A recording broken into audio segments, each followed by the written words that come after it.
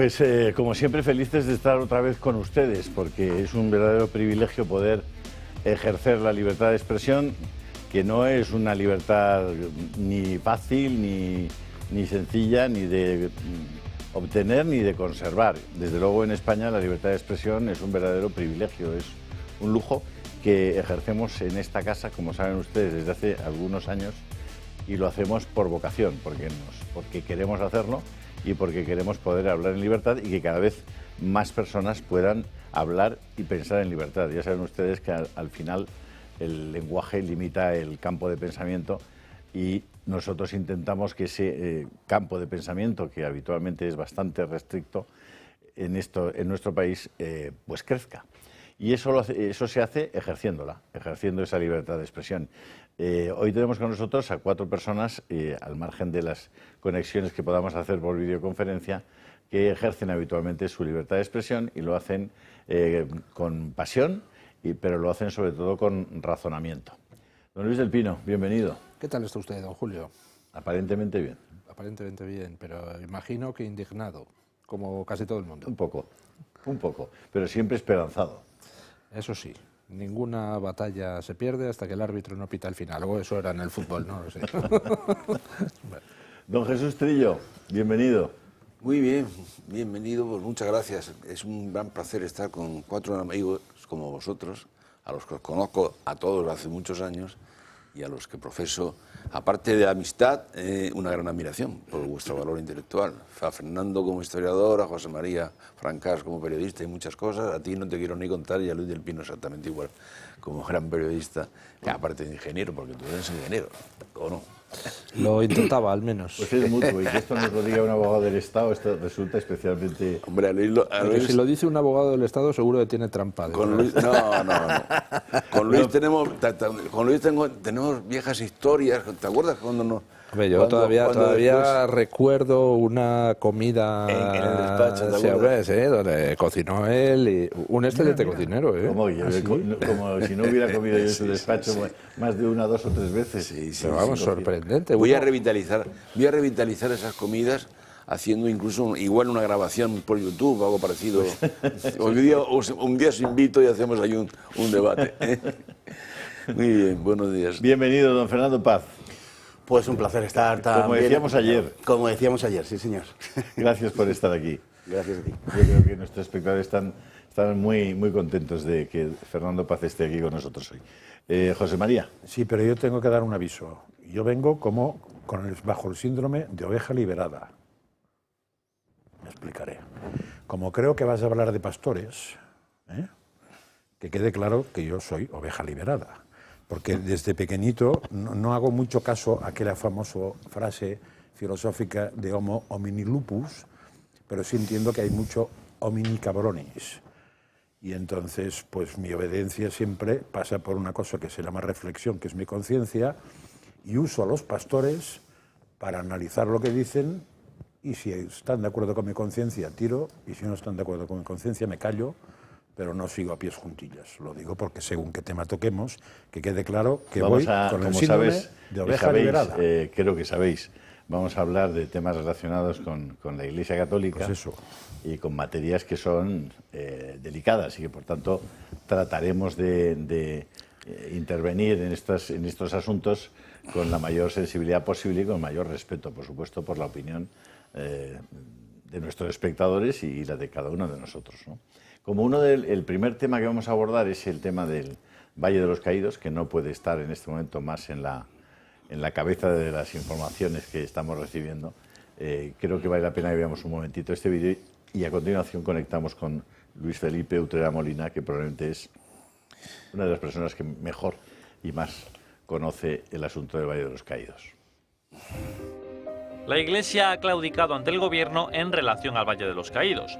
La Santa Sede y la Conferencia Episcopal decidieron apaciguar al gobierno sacrificando al prior del Valle, Santiago Cantera, que se había opuesto a las exhumaciones de Franco y de Primo de Rivera. Pero el apaciguamiento ha servido de poco y el Ejecutivo sale como gran vencedor del acuerdo. El secretario de Estado del Vaticano, Pietro Parolin, el ministro Félix Bolaños y la embajadora de España en el Vaticano, Isabel Cela, acordaron en febrero la resignificación resignificación del valle, la destitución del prior Cantera y su expulsión de la comunidad benedictina.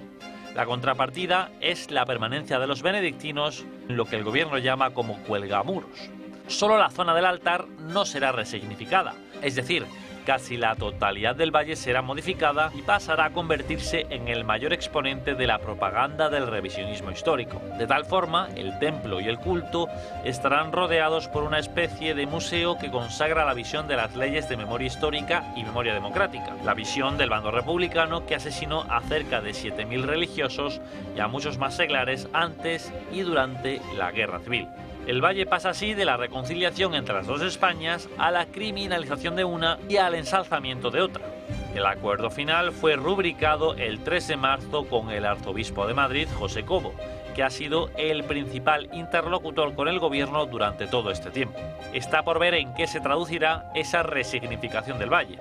El gobierno, por lo pronto, ha lanzado un concurso internacional para recibir propuestas. Es preciso recordar que el Estado y el Vaticano firmaron el Concordato por el Valle de los Caídos allá por 1953. Un acuerdo que no se puede romper sin el visto bueno de ambas partes, es decir, sin la aprobación de la Iglesia el gobierno tenía las manos atadas, pero la presión gubernamental se ha impuesto. El próximo lunes se reúnen los obispos españoles en la Asamblea Plenaria de la Conferencia Episcopal. Una gran oportunidad para que las cabezas de cada diócesis levanten la voz si no comulgan con el atropello del Valle de los Caídos. Bueno, la cruz es el enemigo. La cruz es el enemigo. Y una cruz tan grande, tan vistosa, parece que es la cruz más grande del mundo, pues es un enemigo muy molesto. Porque de lo que se trata es de desactivar en gran medida todas nuestras raíces culturales y nuestro sentido de pertenencia a una forma de entender el mundo y de entender la vida y la libertad. Don Luis Felipe Utrera Molina, buenos días. Muy buenos días. Muchas gracias otra vez por estar aquí con nosotros, dedicarnos unos minutos. Un placer. Vamos a ver, nos hablan de que se ha firmado un acuerdo, nos hablan de que, por tanto, antes de firmarlo ha habido unas conversaciones. No tenemos noticias ni las hemos tenido de forma transparente de en qué momento comienzan esas negociaciones, cómo transcurren y efectivamente si el Santo Padre es consciente, en la medida en que hubiera podido serlo, de que esas negociaciones estaban en curso y si el Santo Padre también ha dado el sí de forma voluntaria, lúcida, consciente al acuerdo que hoy se nos presenta como cerrado. Pues efectivamente, lo único que tenemos son noticias, comunicados por parte del arzobispado ciertamente torpes, que demuestran, pues, sinceramente, que la Iglesia ha renunciado a al imperativo de hacer valer el artículo 1.5 de los acuerdos entre España y la Santa Sede, que establecen el derecho a la inviolabilidad de los lugares de culto. La cesión por parte de la Iglesia parece absolutamente evidente y el tratar de vender, como ayer hacía la COPE en su editorial, absolutamente increíble, que estos acuerdos han servido para salvar una parte del valle para el culto religioso, es verdaderamente dramático, porque un monumento que se erigió en su día para la reconciliación de los españoles se va a convertir, con el permiso de la Iglesia Católica, en un instrumento de propaganda al servicio de la mentira y del enfrentamiento entre los españoles. Esto es algo brutal, brutal. Pero desgraciadamente yo no puedo ser más pesimista en cuanto al futuro inmediato del Valle, y solo quiero decir que había dos instituciones que podían evitar los planes iconoclastas del gobierno. Una era la Iglesia Católica, que ha decaído en su obligación moral de defender aquel lugar, y la otra es la Comunidad de Madrid, ejerciendo las competencias que le son propias, que están siendo discutidas y pendientes de resolución por el Tribunal Superior de Justicia, y es la incoación del expediente de declaración de bien de interés cultural del Valle de los Caídos que evitaría que el gobierno pudiese poner sus manos sobre el valle y pudiese hacer absolutamente nada, porque le otorgaría una protección integral, la mera incoación del expediente de declaración de bien de interés cultural. Ese dato es importantísimo, es muy relevante porque nos lleva a la siguiente pregunta. ¿Qué problema tiene Isabel Díaz Ayuso, que ha declarado, yo creo que otros bienes probablemente con mucho menos importancia y significado, como bien de interés cultural, y sin embargo, y sabiendo que solamente la incoación de ese expediente, que luego podríamos o no discutirlo, paralizaría cualquier posibilidad del gobierno para actuar allí? ¿Qué razón profunda puede moverle a Isabel Díaz Ayuso, a su gobierno, para no tomar esa decisión en un momento tan casi ya definitivo respecto al Valle?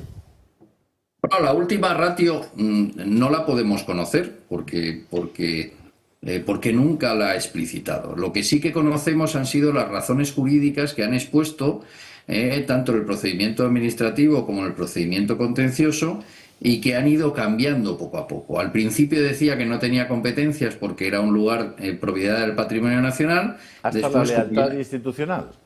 Claro, después, como ya les demostramos y acreditamos sin lugar a dudas que no es propiedad del Patrimonio Nacional, sino de una fundación que es administrada por el Consejo de Administración del Patrimonio Nacional, que no es lo mismo, y que por lo tanto toda su argumentación derivada de eso y la falta de competencia no era tal.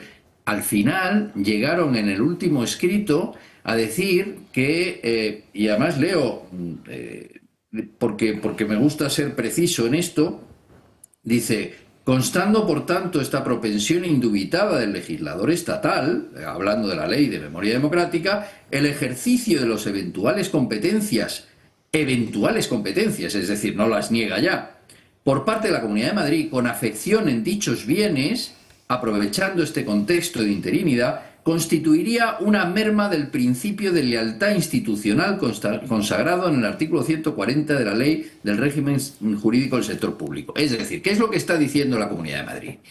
Como es verdad que ustedes han demostrado que esta fundación no es propiedad de Patrimonio Nacional, pero es verdad que hay una disposición adicional en la Ley de Memoria Democrática que dice que esa fundación se va a extinguir una vez se establezca un Real Decreto de desarrollo en aplicación de esa disposición adicional. Pues, hombre, hay un régimen de interinidad. Si nosotros ejercemos una competencia propia en la Comunidad de Madrid para proteger el lugar, estamos siendo desleales institucionalmente con el gobierno de la nación. Con un gobierno de la nación que lo que amenaza es con destruir un patrimonio cultural de todos los madrileños y de todos los españoles. A mí me parece que la responsabilidad moral y política es brutal en este momento, y que la Comunidad de Madrid es, digamos, el último resquicio que queda para evitar una salvajada, que es lo que quieren hacer. Y yo solo quiero decir una cosa: en las noticias que aparecieron antes de ayer por la tarde se hablaba de la cúpula. Yo en el mes de julio recibí una llamada de una persona que me dijo que era responsable de una empresa de iluminación, que había hecho una visita al valle y que una de las, con el objeto de presentar un proyecto para la iluminación del nuevo Valle de los Caídos una vez resignificado, y una de las cosas que me puso, en fin, los vellos de punta fue que una de las cosas que le dijeron era: la cúpula va en blanco. Es decir, esa cúpula impresionante del juicio final de Santiago Padrós, que es una de las mayores cúpulas de la cristiandad, va a ser tapada. No nos olvidemos que ya en el año 2006 o 2007 el gobierno de Zapatero intentó borrar parte de esa cúpula con ácido ante una denuncia que se puso en los juzgados de instrucción. Decidieron tapar con un biombo unas banderas que aparecen en un lado de la cúpula, y después pusieron unos focos. Ahora lo que pretenden es taparla. Claro, yo ya, o sea, no sé cómo decirlo, pero realmente solo podemos confiar en que la Comunidad de Madrid reconsidere su postura o que el Tribunal Superior de Justicia dicte una resolución antes de que sea demasiado tarde, reconociendo y estableciendo la competencia de la Comunidad de Madrid para declarar bien de interés cultural y obligando a la Comunidad de Madrid a incoar por lo menos el expediente, que es lo que llevamos pidiendo muchos desde hace mucho tiempo, y la Asociación para la Reconciliación de Verdad Histórica ha llevado a los tribunales, porque me consta que altas instancias de la comunidad estaban de alguna manera deseosas de tener una sentencia que les obligase a hacerlo. Lo cual implica que existe una falta de voluntad política o de alguna manera unas instrucciones políticas por parte del Partido Popular de no hacer nada al respecto. A mí, sinceramente, lo encuentro inexplicable. Bueno, yo les recuerdo a nuestros espectadores, si no estoy equivocado, que el Partido Popular se abstuvo en la votación en el Congreso de los Diputados para la exhumación de los restos de Franco. Sí, no solo eso, sino que pese al compromiso expreso y por escrito por parte de Dolors Montserrat en una carta que dirigió la Fundación Nacional Francisco Franco, en la que se comprometió en nombre del Partido Popular a presentar un recurso de inconstitucionalidad teniendo en cuenta la falta de presupuesto habilitante para un Real Decreto Ley, es decir, no sobre el fondo, sino por el hecho de que no existía el presupuesto habilitante de todo Real Decreto Ley, que es la extrema y urgente necesidad. El Partido Popular se comprometió. Yo mismo, el día antes de vencer el plazo para la presentación de ese recurso, hablé con el abogado que lo había preparado, me confirmó que lo iba a presentar el lunes, y el domingo por la noche recibí una llamada de Génova. En ese momento era Pablo Casado quien llevaba las riendas del partido, diciendo que le habían dado instrucciones de no presentar el recurso. Es decir, esos son hechos, es decir, no son opiniones, es un hecho. Ellos decidieron no dar la batalla de la exhumación, y pasó lo que pasó. Le habla don Luis Felipe, le habla Luis del Pino. ¿Qué tal, don Luis Felipe? Muy buenos días. Muy buenos días, don Luis. A ver si me he enterado. La Comunidad de Madrid, Isabel Díaz Ayuso dice que no lo declara bien de interés cultural porque es de patrimonio. Pero por otro lado nos dice usted que los supuestos titulares de ese edificio, que tiene en la cúpula unas pinturas de indudable valor histórico y artístico, pretenden eliminar esas pinturas. Es decir, sería que el dueño del edificio, que es el Estado, atentaría contra el propio edificio destruyendo patrimonio español, si creyéramos lo que dice la Comunidad de Madrid, ¿no? Absolutamente, porque vamos a ver, no nos olvidemos que el propietario, no el presunto, sino el propietario registral del Valle del Valle de los Caídos es la Fundación de la Santa Cruz del Valle de los Caídos, una fundación que está administrada por el Consejo de Administración de Patrimonio Nacional. Pero es una fundación que existe, que no se ha extinguido, aunque la Ley de Memoria Democrática prevé su extinción y su integración en patrimonio del Estado. En cualquier caso, lo que está claro es que hay una titularidad pública, y por lo tanto el propietario de un lugar como el Valle de los Caídos pretende resignificar, que no es otra cosa que un eufemismo en el que lo que se pretende es eliminar determinados elementos escultóricos y arquitectónicos y ornamentales de la basílica y del recinto, y además reinterpretar, de acuerdo con el pensamiento único de la izquierda, la historia de ese lugar. Un pensamiento único y un relato que es absolutamente falsario, y que lo que se pretende es difundir con la ayuda de la Iglesia Católica. No olvidemos que la Iglesia Católica aquí, en esa cesión, lo que está permitiendo es que la mentira forme parte de un lugar sagrado. Don Fernando Paz. Don Luis Felipe, muy buenos días. Buenos días. La pregunta va más en el orden funcional, porque ya hemos llegado a un extremo en el que parece yo tengo que compartir lamentablemente tu desesperanza o tu pesimismo, por decir mejor al respecto de esto.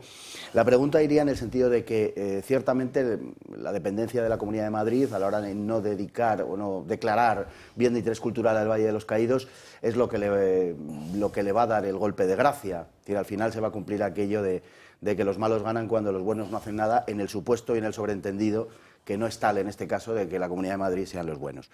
Pero la pregunta sería, ¿existe alguna posibilidad, por remota que sea, de que el Valle de los Caídos se pudiera amparar en alguna otra declaración que no sea la de bien de interés cultural, aunque se tratase de una declaración de tipo, no sé, internacional quizá, y que no dependiese naturalmente de instancias gubernamentales, porque entonces sería imposible? ¿Existe esa posibilidad? Es decir, otro camino que no pase necesariamente por la declaración de bien de interés cultural, ya que vemos que Ayuso ha abandonado el Valle por completo.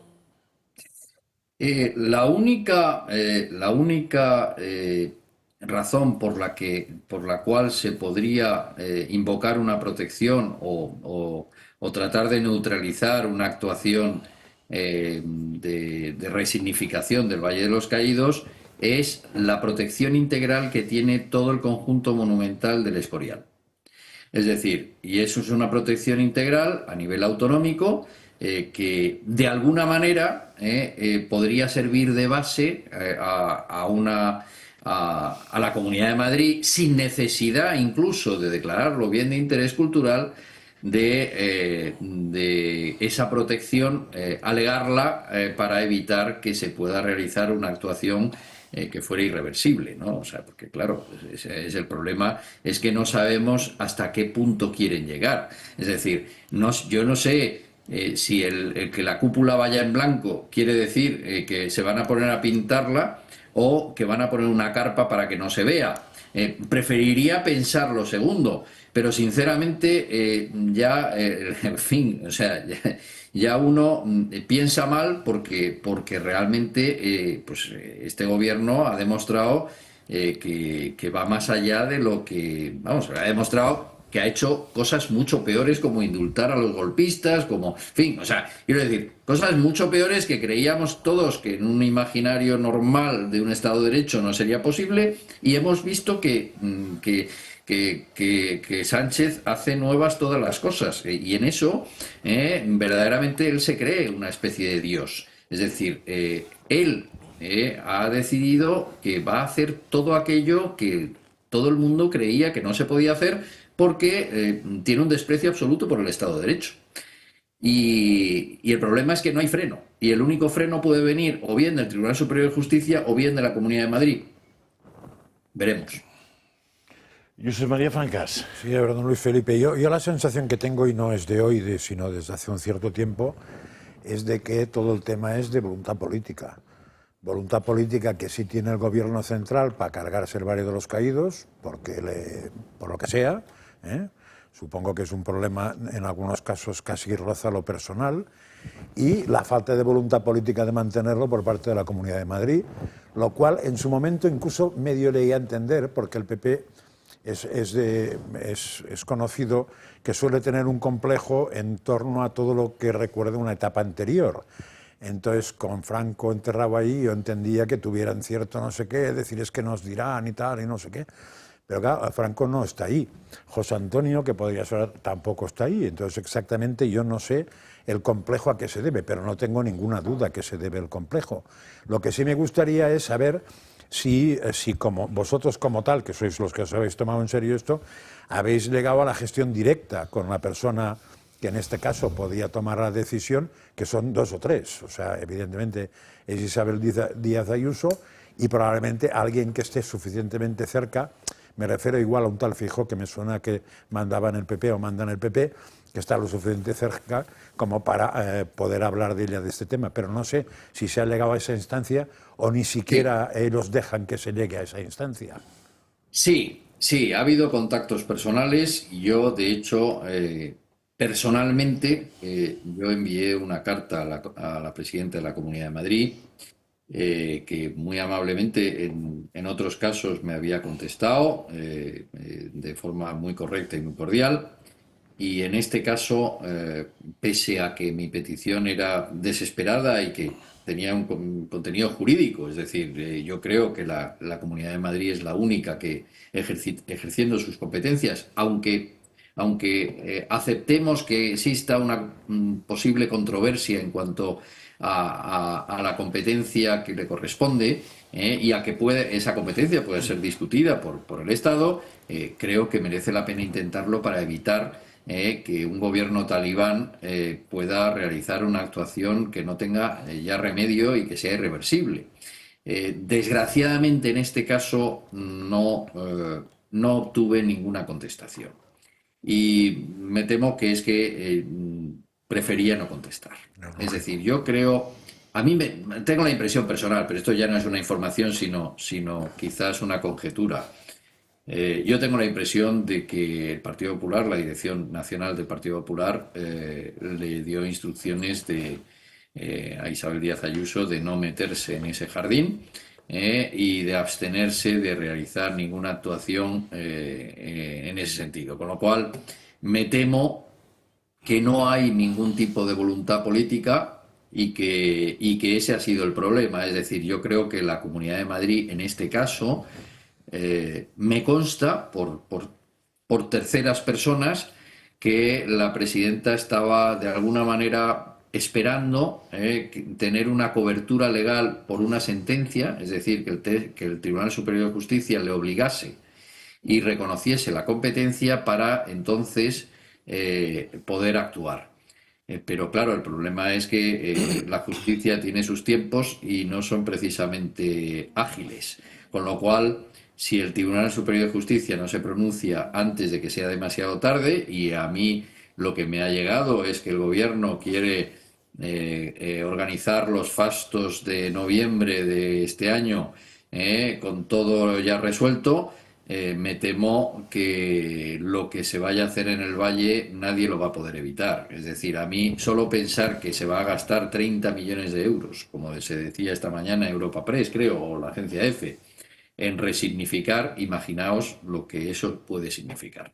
Sí, la esperanza es que el gobierno... Le dejamos ya tranquilo. Contésteme solo una cosa. ¿Qué puede pasar con la cruz?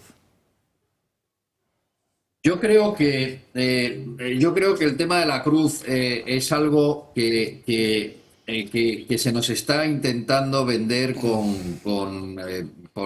perdonad, se nos está intentando vender que se ha salvado la cruz. Yo creo que, sinceramente, la cruz está en el mismo riesgo en el que estaba antes. Es decir, el problema es que yo creo que al gobierno no le va a dar tiempo, pero que si fuera por voluntad política, desde luego lo que les molesta es la mayor cruz de la cristiandad que exista allí, que se vea desde tantos sitios. Yo creo que es muy difícil precisamente su derribo por la protección integral de todo lo que es San Lorenzo del Escorial y todo el recinto. Por lo tanto, yo lo veo jurídicamente prácticamente imposible. Pero hay una voluntad política indudable de acabar con todo. Entonces, lo que pasa es que ahora mismo se nos está vendiendo que se ha salvado la cruz como si realmente el gobierno legalmente pudiese destruir esa cruz. Y es que yo creo que no puede legalmente. Y que por lo tanto no es ningún éxito. Y preservar un 10% de la basílica me parece verdaderamente ridículo presumir de que eso ha sido un éxito. Esto ha sido una claudicación en toda forma por parte de la jerarquía de la Iglesia, que es que no, o sea, de verdad que resulta difícil de entender, sobre todo porque además es que estamos hablando de un recinto en el que hay más de un centenar de mártires, declarados mártires por la Iglesia Católica. Es decir, y sin embargo se va a convertir en un instrumento de propaganda al servicio del enfrentamiento entre los españoles. Esto ya es inexplicable, pero bueno, en fin, Dios dirá. Don Luis Felipe, muchísimas gracias. Gracias por este tiempo que le hemos quitado de sus labores más perentorias. Muchísimas gracias a ustedes. Gracias, de verdad. Vamos a unos segundos, minutos de publicidad y continuamos con este asunto.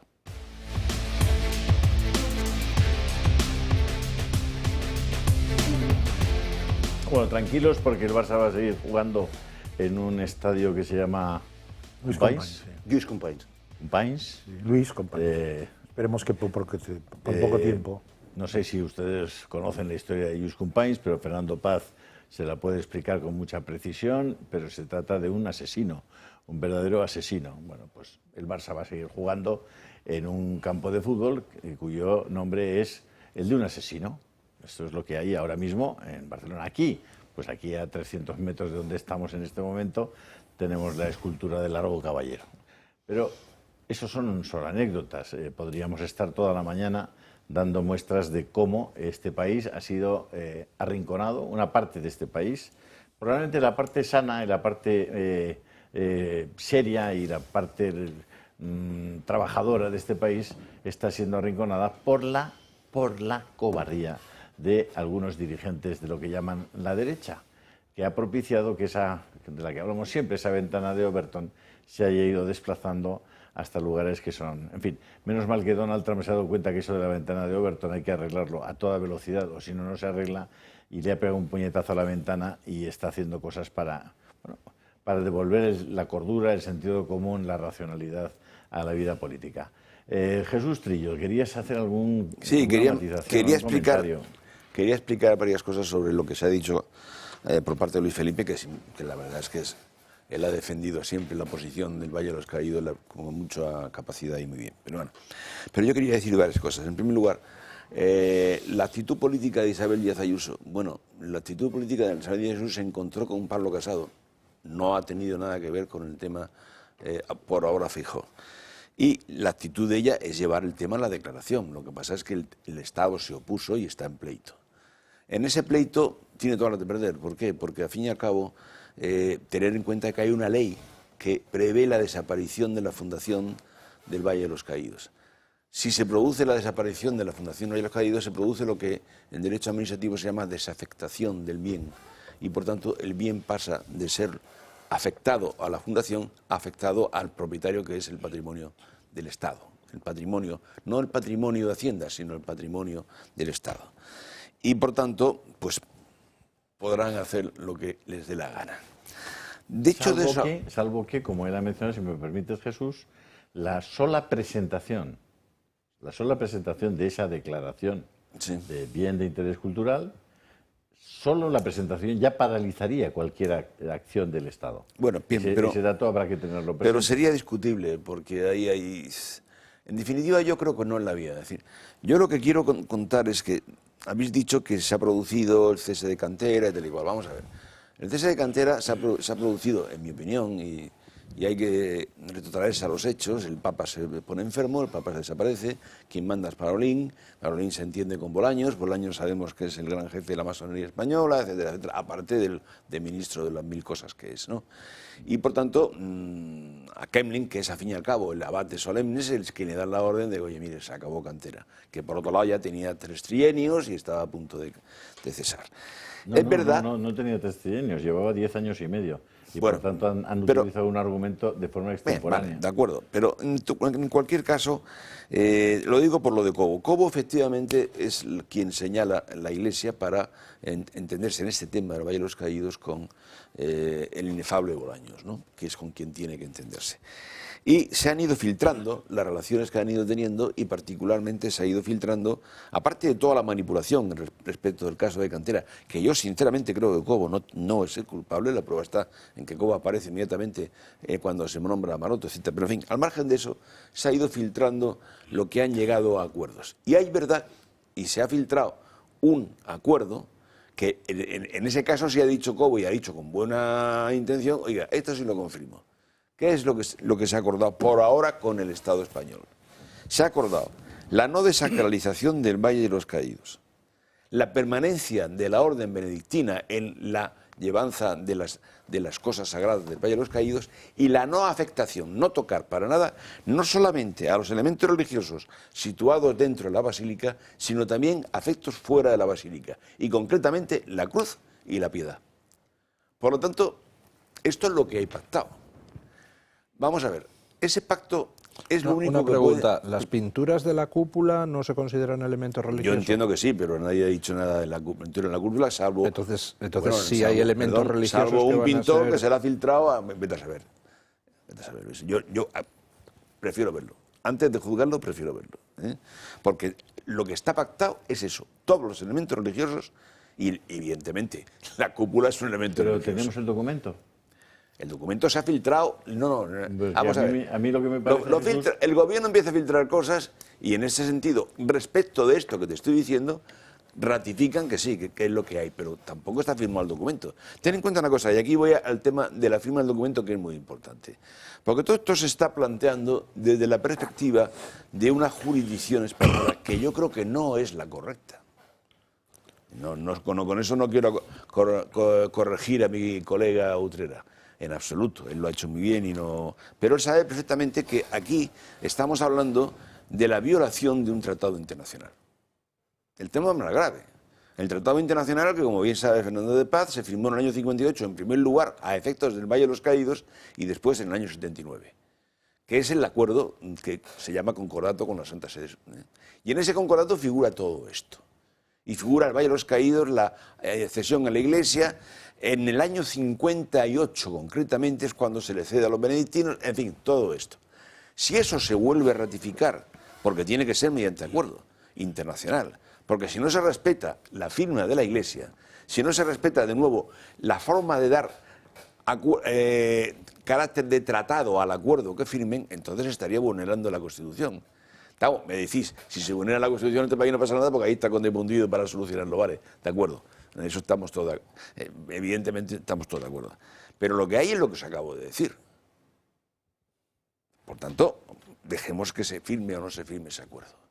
Por lo tanto, yo entiendo que dada la dimensión que tiene la cuestión, que es de carácter internacional y por vía de tratado, se firmará finalmente un acuerdo que tiene al menos ese triple contenido que, si queréis, vuelvo a repetir.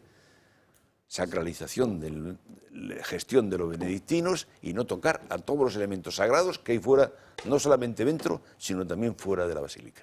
Yo te escucho con mucha atención, pero no he logrado encontrar ese documento, Jesús. No, pero es que ese documento no se ha firmado. Es que no está. Es que no, se está negociando. Se ha ocultado la negociación, lo cual ya es... Se ha filtrado la negociación. Espera, Jesús, pero eso estamos hablando de que esa negociación aparentemente lleva meses. Sí, meses. Sí, no se ha sabido nada de que se estuviera en marcha una negociación. Quiero decir que es un dato relevante. A mí me parece que es relevante en la opacidad con la que se ha mantenido. Yo no he tenido acceso a ese acuerdo ni a esa negociación, ni tengo ni idea. Lo he leído en prensa, lo he leído. Por eso te estoy diciendo. Quiero decir que, oye, si las cosas son como tú estás diciendo, efectivamente se han dado pasos ya para hacer lo que no se debía haber hecho nunca. Hay que empezar porque no se debía de haber profanado la tumba de quien se profanó. Bueno, eso ya, por supuesto, estamos sí, pero estamos en un proceso, como siempre con este gobierno. Es decir, va haciendo las cosas en pequeñas diócesis. ¿no? Julio, no, en pequeñas diócesis y en grandes diócesis. ¿Tú crees que esto es una barbaridad? Además, encima, una cuestión que pasamos mucho por alto algunas veces, que para mí, como siempre te lo he dicho, que es fundamental, quizás porque sea muy seguidor de Fraga y muy influenciado por su teoría de la institución, pero esa desinstitucionalización que se está produciendo totalmente del Estado español es una barbaridad.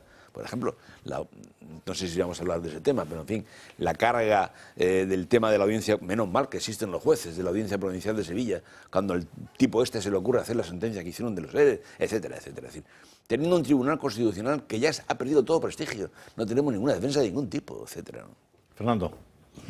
Bueno, un jurista ve las cosas bajo la luz, lógicamente, de su conocimiento, y pues, las gentes que se dedican, nos dedicamos a otras cosas, pues las vemos de otra manera, ¿no? Yo creo que aquí habría que aplicar, y creo que con este gobierno más que nunca, ¿no? Aquí el refrán castellano de allá van leyes, lo quieren reyes, y al final, que tiene el poder político, pues bueno, ya hemos visto la cuestión de la amnistía, no hay que darle muchas vueltas. La Constitución en España es un papel mojado. de una forma muy acusada en los últimos tiempos y bueno, todos hacen burla de ella. Yo acogerme a la Constitución, o que ya sé que es lo que hay, pero o acogerme a cualquier acuerdo con un gobierno como este, me parece que es de una ingenuidad seráfica, porque no lo van a respetar ni media hora más de lo que a ellos les interese. Entonces, eso, digamos, por un lado, pero el problema... Fernando, o tenemos el Estado de Derecho o no tenemos nada. No, absolutamente, porque se está liquidando el Estado de Derecho, y ese es el problema. Ya, pero entonces, si liquidamos el Estado de Derecho, entramos en el Estado salvaje, entonces ya esto... Bueno, es que estamos en el Estado salvaje, es decir, que o en algo peor, que es utilizar una mascarada de Estado de Derecho para ir contra la libertad. La libertad más esencial del ser humano. Nosotros seguimos, yo por lo menos sigo creyendo en el Estado de Derecho, porque pierdo toda esperanza. Jesús, como abstracción yo también, y como deseo y como objetivo, como realidad lamentablemente no. Pero yo creo que aquí hay un problema de voluntad política, como ha dicho Luis Felipe, me parece que es evidente y que es elemental. Es decir, no es una cuestión de que no existan los elementos jurídicos que sí existen para poder hacer una defensa muchísimo más efectiva de esta cuestión. Es un problema de voluntad política, es un problema de que el Partido Popular no quiere que le contamine esto, no quiere que le salpique esta historia, no quiere pasar por ser el defensor de Franco o del Valle de los Caídos o de la Cruz. El Partido Popular es el que en 2002 condena el alzamiento del 18 de julio, lo que de paso, por cierto, condena el origen de su propio partido, porque son 6 exministros de Franco y un director general los que fundan el Alianza Popular. 7. No, porque Tomás de Carranza no era ministro. Fueron 6 solo, pero bueno, no tiene más importancia. Los 7 ministros. Entonces, todo esto está en la misma línea de un Partido Popular que quiere salir corriendo de esto porque le contamina. Y al final esa es la única explicación que hay. Isabel Díaz Ayuso está rezando porque el gobierno ejecute esto lo antes posible y le pillen las elecciones lo más lejos posible, si puede ser, de la decisión del gobierno. Y es una cuestión de voluntad política nada más, que el Partido Popular tiene acreditada, en sentido contrario, naturalmente. Bueno, yo te he hablado de lo que hay, en definitiva, que las partes aquí ahora no son el Partido Popular y el Partido Socialista, son el gobierno de España y la Iglesia Católica. Y la Comunidad de Madrid. Y la Comunidad de Madrid, que no ha hecho absolutamente nada, Jesús, digamos cuando que está en sus manos. Fernando, la mera incoación del expediente paralizaría las acciones del gobierno. Estas son las partes. Sí, pero la mera incoación del expediente por parte de la Comunidad de Madrid para declararlo bien de interés cultural, con toda probabilidad, paralizaría las actuaciones del gobierno. Y Ayuso no ha hecho nada. En cualquier caso, tenemos a Alfredo Fernández al otro lado de nuestra videoconferencia y me parece que es una persona que tiene muchas cosas muy interesantes que decir. Bueno, nosotros estamos hablando, yo creo que por primera vez en un programa casi monográfico sobre temas relacionados con la Iglesia Católica o con la jerarquía católica, para ser más precisos, puesto que no estamos hablando ni de los misioneros de África ni de las monjas de Cubas de la Sagra. Estamos hablando de unos señores, que algunos de ellos obispos, que forman parte de una jerarquía, en el caso de la Conferencia Episcopal Española o en el caso del Vaticano del propio cardenal Parolín, ¿no? Y ellos pues también tienen sus órganos de expresión, ¿no? Aquí en España pues la COPE y la 13TV pues son los órganos de expresión de esa jerarquía de la Iglesia, en la que en muchos casos no coincide en absoluto con las preferencias ideológicas, las preferencias intelectuales de muchos de sus fieles. A mí me parece muchas veces lamentable que la Iglesia Católica se manifieste, por ejemplo, tan rotundamente contra Vox en muchos de sus programas de radio o de televisión, y lo haga, pues eso, vulnerando un principio de neutralidad política que, por otra parte, habitualmente defienden con mucho entusiasmo, ¿no? Don Alfredo, denunció usted que en eso de los abusos había pues cosas que eran verdaderamente inaceptables, intolerables, que eran falsas, y por otra parte la falta de ecuanimidad a la hora de tratar a todos los estamentos sociales de la misma manera en ese asunto, ¿no? Cuéntenos su historia.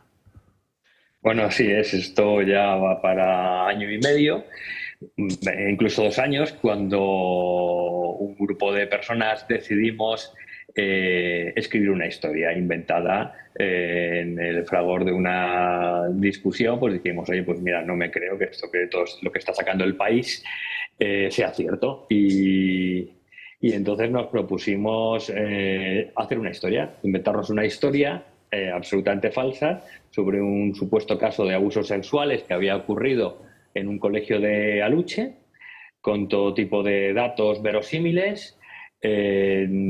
la mandamos al país porque ellos tienen un correo de recolección de historias, de denuncias, y esperamos.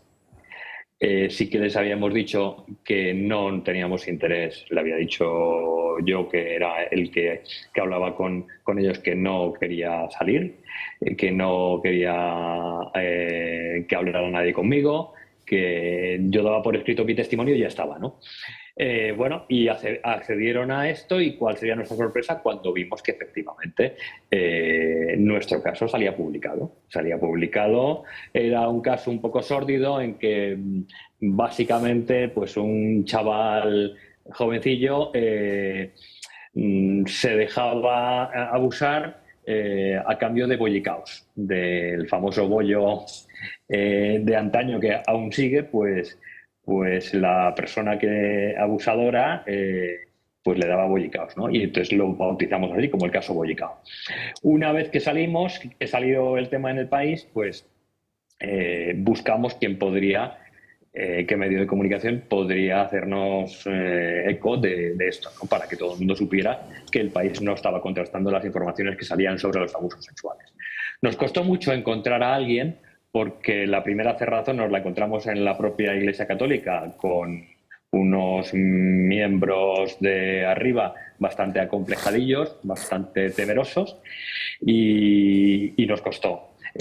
Finalmente conseguimos dar con una persona influyente, con una persona con mando, a través de un amigo intermedio. Esta persona con la que dimos fue Fernando Jiménez Barrio Canal, que todavía sigue siendo el vicesecretario de Asuntos Económicos de la Conferencia Episcopal, y él fue el que nos ayudó a contar nuestra historia.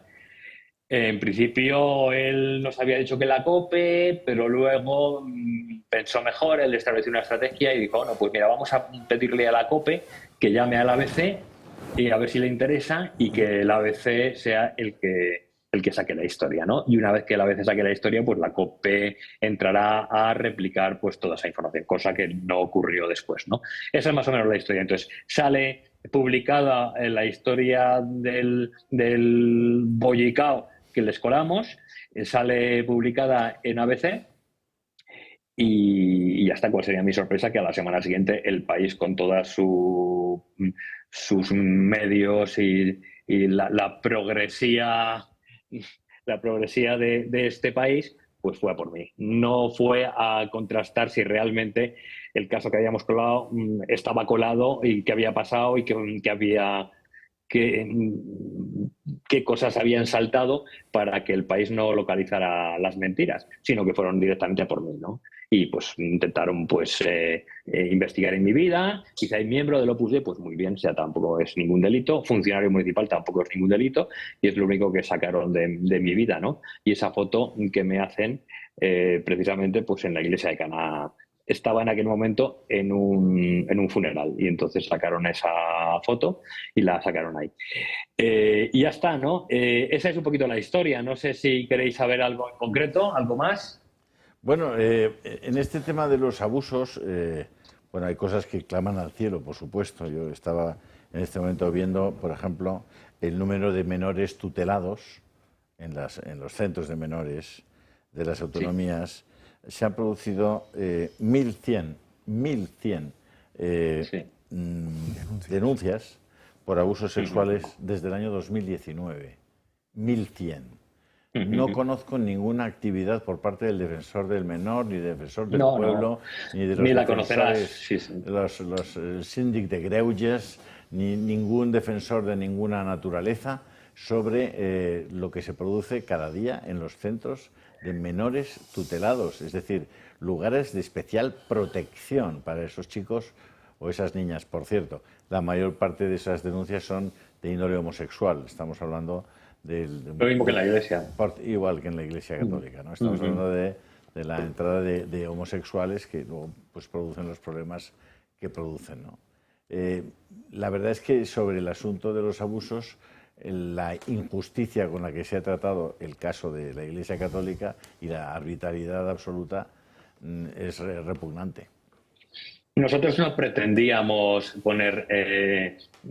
criticar el tema, porque es un tema execrable el de los abusos, pero sí queríamos poner en valor que un periódico laicista como El País no podía arrogarse ningún derecho a sacar estos temas, porque únicamente sacaba los abusos que tenían que ver con la Iglesia Católica, y además, como pudimos demostrar, sin contrastar. Muchos, no sé cuántos, pero desde luego este fue sin contrastar. Y nos sacaba pues los abusos que había efectivamente en instituciones de menores, en gimnasios, en colegios, etc. Sí puedo decir que gracias a esto conseguimos parar esa nefasta campaña de echar cieno sin demostrar, y ahora lo que hace El País es ha abierto el foco, y entonces pues está denunciando cosas de abusos en otros sitios, ¿no? No solamente en el seno de la Iglesia Católica. Y se está cuidando mucho de hacer lo que hacía, que era disparar, ¿no? Escupir y luego ya preguntar, ¿no? El País tenía una sistemática muy curiosa, que era recibía una información, una carta de alguien donde decía que se le había abusado en alguna institución de la Iglesia, y El País a continuación llamaba a esa institución y decía: oiga, que tengo una denuncia de que ustedes han hecho abusos y ha ocurrido tal aquí. Y entonces, cuando esa institución le preguntaba: bueno, ¿me pueden dar algún dato más para investigar?, El País decía: no le voy a dar ningún dato más, simplemente que sepan ustedes esto. Y entonces dejaban a la pobre institución indefensa, y a continuación sacaban noticia diciendo: tal institución está investigando en su seno unos abusos sexuales, tal. Entonces, pues jugaban, pues eso, a darse el premio periodístico Ortega y Gasset a la buena labor y a la investigación tan pulcra que han realizado. Acaba de publicar Josep Miró y Ardèvol un libro que se llama La pederastia en la Iglesia y la sociedad, el chivo expiatorio, que es francamente interesante y que denuncia con muchos datos, con mucha precisión, la tesis un poco que estamos manteniendo en este momento, ¿no? No sé si queréis hacer algún tipo de reflexión o de pregunta. Yo una pregunta, porque he seguido una secuencia que has dicho mediática, pero me he perdido, porque has dicho que lo publica El País, que sí, hay un acuerdo con ABC para que ABC publique vuestra historia sobre El País, sí, y que hay un acuerdo también con una persona muy importante, que creo que era el presidente de la COPE en su momento, no sé ahora, para que la COPE redundara en eso, y entonces ha desaparecido la COPE de lo que explicabas. Bueno, sí. No, el asunto es que... No, sí, lo he dicho que la COPE le dice: no, mira, vamos a llamar a la ABC para que lo publique, después entraré yo. Y entonces la COPE, haciendo referencia a la publicación del ABC, iremos con el tema. Como el ABC no lo publicó... No, si el ABC lo publicó. Sí, lo publicó. Claro. El ABC lo publicó, y por eso El País me atacó ya a la semana siguiente. Salió con todas las armas posibles. Y la COPE pero, no. La COPE no. Entonces, Barrio Canal me dijo: mira, es que lo he pensado mejor, y entonces van a pensar que la Iglesia está defendiéndose de estos ataques, y no vemos conveniente que la Iglesia quede como que está reprimiendo los ataques sobre abusos sexuales. Y entonces, en ese sentido, ya creemos que ha hecho bastante el ABC, y le he pedido a la COPE, me dijo Barrio Canal, que entonces ya no era directivo de la COPE, pero sí que mantiene, pues así me lo dijo él, mantiene muy buena influencia. Me dijo, le he pedido a la COPE que ya se olvide el tema y que no saque nada, ¿no? Esa es un poquito la historia. Y le diste las gracias, supongo. Le di las gracias, y con mi disgusto, pues decir: oye, muy bien, me siento un poquito engañado, ¿no? Porque habíamos quedado yo soy periodista, y entonces estas cosas sé cómo funcionan, ¿no? Habíamos quedado en una trayectoria determinada, me dijeron: mira, vamos a primero con ABC, luego lo saca la COPE, porque este es un tema que merece la pena, y al final se arrugaron. Por no decir lo solo que me sentí cuando en la plaza pública me empezó a golpear toda la patulea de medios de izquierdas, porque resulta que yo había tenido muy mala praxis periodística, ¿no? Y tampoco nadie de la conferencia episcopal fue capaz de apoyarme, ni siquiera un obispo en particular pudo decir: no, esta persona, pues tendríamos que ver mejor cómo investiga El País, porque nada. Me hicieron el vacío y el silencio, ¿no? Como si yo hubiera hecho una maldad. Si te consuela, Alfredo, nosotros te podemos contar bastantes anécdotas respecto a nuestras relaciones con los medios de la Conferencia Episcopal Española, porque no podrás ver a ninguna de las personas que colaboran en esta casa nunca, ni en la 13 ni en la COPE. Siendo Una pena. Que, bueno, pues parece que sí que hay aquí personas que podrían decir cosas en sintonía con las cosas que está defendiendo que defiende la Iglesia Católica, ¿no? Nosotros aquí durante muchos años, cuando esto era Intereconomía Televisión, tratamos de negociar con la jerarquía que nos permitieran emitir una Santa Misa en directo los domingos. Sí. Se nos dijo por escrito, y conservamos esos documentos, que la exclusiva de la emisión de la misa por televisión la tenían, por una parte, Televisión Española, desde hacía años emitía una misa en la segunda de Televisión Española, y la cadena de los obispos, ¿no? Y nos impidieron en la práctica nunca, siendo que teníamos datos de audiencia muy, muy relevantes en aquella época, nos prohibieron que emitiéramos una misa por esta televisión, ¿no? En fin, esa es una de las anécdotas que podemos explicar, pero tenemos muchas otras. Así que la cadena de los obispos es la que más conservadora y más defiende a los obispos y menos defiende a los laicos cuando queremos dar un paso adelante y dar la cara por la Iglesia. Es una cosa muy llamativa, sí. Muy llamativa, pero bueno, iremos contando cosas porque yo creo que también, decir, utilizando eso que decía al principio de la libertad de expresión, pues nosotros también contaremos las cosas, ya que esa veda está abierta, ¿no? Transparencia, ¿no? Muchas gracias, Alfredo. Así es. Muchas gracias. A vosotros. Un saludo. Encantado. Fernando, ¿qué decías? Pues vaya retrato al óleo que acaba de hacer de tantas cosas, ¿no? Es decir, verdaderamente bochornoso en muchos de los extremos que ha contado. Todo esto, hay que explicarlo un poco desde el principio, es una campaña en la cual se fijan primero los objetivos y después se buscan los argumentos, ¿no? Como tantas veces. El diario El País lleva décadas, pero décadas en lo mismo, es un diario del que podemos tener toda la garantía de que es mentira. Naturalmente es el mismo diario que se inventó los niños robados del franquismo, 300.000, que resultaron ser, por investigación judicial, exactamente 0. No hubo ningún caso con sentencia judicial, ninguno. Bueno, este es El País, y El País lleva montando estas campañas desde hace mucho tiempo. Han llevado al imaginario colectivo a la idea de que hay una relación, una vinculación entre el catolicismo, entre el clero, entre la Iglesia y la pederastia. La realidad es que en el conjunto de casos de pederastia en España, las que afectan al clero no llegan ni al 1%, son menos del 1%. Son casos absolutamente esporádicos, al respecto de los cuales se podrá criticar la actuación de la Iglesia, más o menos regular, porque nunca llueve a gusto de todos, pero la Iglesia sí toma medidas. Más del 99%, como digo, no se corresponden con casos que afectan a la Iglesia Católica, pero es que los casos que afectan a los profesores son 28, no me estoy equivocando, 28 veces más que los casos que afectan al clero. Todo lo que llevan desarrollando los medios de comunicación y los partidos políticos interesados en esto no es más que un intento de arrinconar y de expulsar del espacio público por medio de la denigración a la Iglesia Católica. No hay otro objetivo, es decir, no es la constatación de hechos reales que están pasando en la sociedad y que despiertan las alarmas. No, se prefija el objetivo y luego se habilitan los argumentos para justificar aquello que se busca. Es una auténtica vergüenza, pero están consiguiendo. Eso produce la suspicacia al final.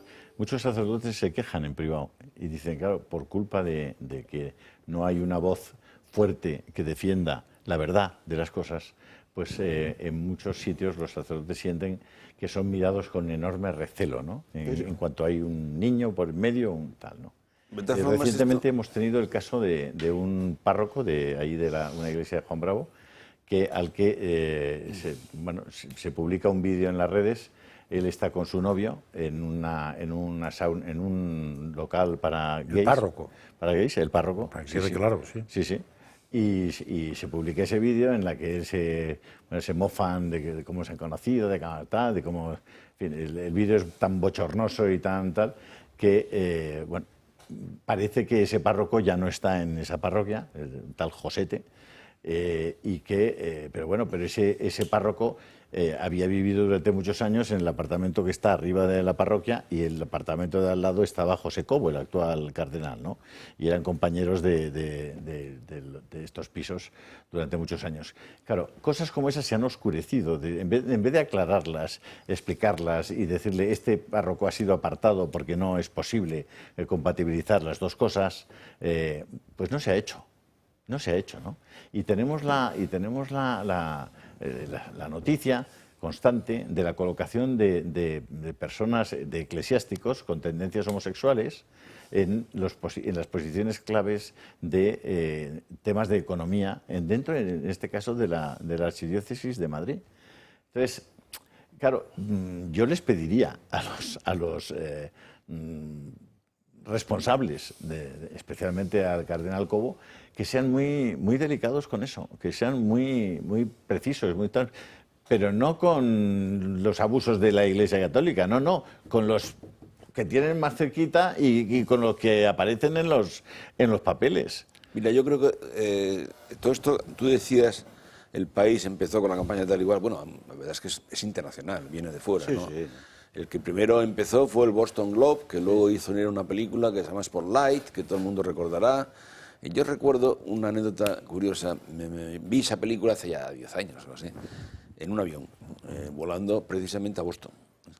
Y yo no recuerdo de qué compañía era, pero el caso es que proyectan la película Spotlight y junto con la película Spotlight daban un cierto reportaje de unos periodistas americanos sobre la cuestión del origen de la historia, los periodistas que habían montado el tema, etcétera, película a la que le dieron a Oscar, y los periodistas que hacían aquel reportaje sobre la película decían claramente que aquello era un montaje de mucho cuidado y que además en Boston era mucho más del doble los rabinos que habían abusado de niños que los sacerdotes católicos. Manda narices, es decir, que por tanto hay que tener en cuenta que, como bien tú decías y tienes razón, la Iglesia tiene que reaccionar rápido, pronto y de manera clara, ¿no? Por ejemplo, el informe que aquí se encargó, por la verdad, si tenéis un día la oportunidad de traer a Alfredo Dañino Cosin, os diga bien lo que pasó con aquel informe, él se lo sabe muy bien y lo puede explicar perfectamente. No sé si se habló alguna vez con Alfredo. Sí, hombre, claro. El informe Cremades. Y luego el ejemplo, por ejemplo, en mi opinión, es el del cardenal Dolan, el cardenal de Nueva York, ¿no? Que es un tío que denuncia los temas, que los puso a cobijo, pero claro, el número veo diciendo, oiga, esto es lo que hay, pero no hay más, no sigamos y tal. Y la verdad es que poco a poco, de pasar las estadísticas de abusos sexuales en los centros de menores tutelados, y solo en Cataluña estamos hablando de 456 denuncias. ¿Habéis visto algún titular en La Vanguardia de que los menores en Cataluña hay 456 denuncias de abusos sexuales sobre menores? Claro, es que te clama al cielo, ¿no? Vamos a ver, con este tema de los abusos a menores, por supuesto que ha habido casos en la Iglesia de abusos a menores, casos pues que ponen alguno de ellos los pelos de punta, y por supuesto que la Iglesia no se ha comportado de la manera adecuada con esos casos, y a veces cuando había denuncias de abusos de sacerdotes se limitaban a trasladar al sacerdote de parroquia en lugar de meterlo en la cárcel. Pero lo que dice don Fernando es cierto, los abusos sexuales cometidos por sacerdotes son muchísimos menos que los que se cometen por parte de otros colectivos. Por ejemplo, en el caso de entrenadores de equipos deportivos, el porcentaje es muchísimo más alto. Es normal que los depredadores sexuales vayan a aquellas profesiones donde tienen niños más cerca. Y yo quisiera recordar, es que no hace falta tampoco ir a demasiadas estadísticas, yo quisiera recordar un caso que estremeció a todo el mundo cuando se conoció, cuando ya daba igual conocerlo, que es el caso del presentador de la BBC, Jimmy Savile. Él solo abusó, se calcula, a lo largo de décadas de al menos 450 menores, constatados. Todo el mundo lo sabía en la BBC, todo el mundo callaba, y solo cuando murió fue cuando se destapó todo el tema.